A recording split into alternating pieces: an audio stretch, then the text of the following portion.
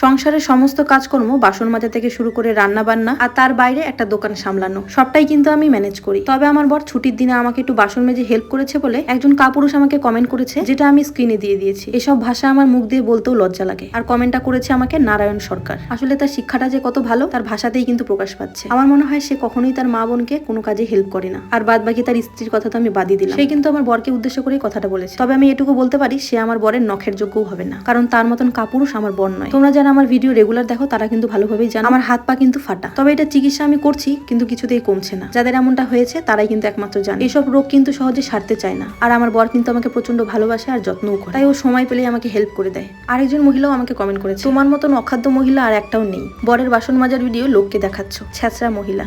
কমেন্টটা করেছে মৌমিতা দে। আসলে মৌমিতাদের হাজবেন্ড তো তাকে এইভাবে যত্ন করে না, তাই উনি এই ব্যাপারটাকে ভালোভাবে নিতে পারেনি। আর আমি একজন কন্টেন্ট ক্রিয়েটার, কন্টেন্ট ক্রিয়েট করা আমার কাজ। আর আমি কোন ভিডিও দেবো না দেবো সেটা আমার পার্সোনাল ব্যাপার। আসলে এই মৌমিতাদের মতন কিছু মহিলা আছে যারা স্বামীর ভালোবাসার যত্ন কিছুই পায় না, তাই অন্য কোনো হাজবেন্ডকে তার স্ত্রীর প্রতি এরকম যত্নশীল হতে দেখলে তাদের শরীরে পুরো আগুন লেগে যায়, তারা সহ্য করতে পারে না। আমার মনে হয় উনি শুধু আমাকে কমেন্ট করে না, যেসব ভিডিওতে দেখে স্বামীরা তার স্ত্রীকে একটু যত্ন করছে, ভালোবাসছে, আমার মনে হয় সেখানে গিয়ে গিয়ে উনি এই ধরনের কমেন্ট করে। আসলে উনার পারিবারিক শিক্ষাটা ভালো হয়নি, উনি ভালো শিক্ষা পাননি, তাই এই ধরনের মুখের ভাষা করে মানুষকে বলতে পারে। আসলে আমাদের মা বাবারা তো আমাদেরকে এভাবে শিক্ষা দেয়নি, তাই হয়তো উনাকে গালিগালাজ করার মতো মানসিকতা আমার নেই। উনার মতন মুখের ভাষা খারাপ করে গালিগালাজও করতে পারবো না। আমি এই সংসারে সারাটা দিন খেটে যাই আর তারপরে বিকেলবেলা দোকান সামলাই, যাতে আমার হাজবেন্ডের একটু হেল্প হয়ে যায়, যাতে এই সংসারের ঘানিটা ওকে একা টানতে না হয়। আর তার পরিবর্তে আমার হাজবেন্ড যদি আমাকে একটু বাসন মেজে দেয়, একটু কাপড় ধুয়ে দেয়, সেই ভিডিওটা আমি সোশ্যাল মিডিয়ায় পোস্ট করলে এই মৌমিতাদের মতন কিছু মহিলা আছে যাদের সহ্য হয় না, এরা একেবারে তেলে বেগুনে জ্বলে উঠে। আমার মনে হয় উনার হাজবেন্ড উনাকে যত্নও করে না, ভালোবাসে না। আমার মনে হয় উনাকে ঝিচাকরের মতন সারাটা দিন খাটিয়ে নেয়, এমনকি অসুস্থ হলেও কাজ করিয়ে নেয়। দেখো আমার পরিবারের লোকজন কিন্তু অমন না, আর বিশেষ করে আমার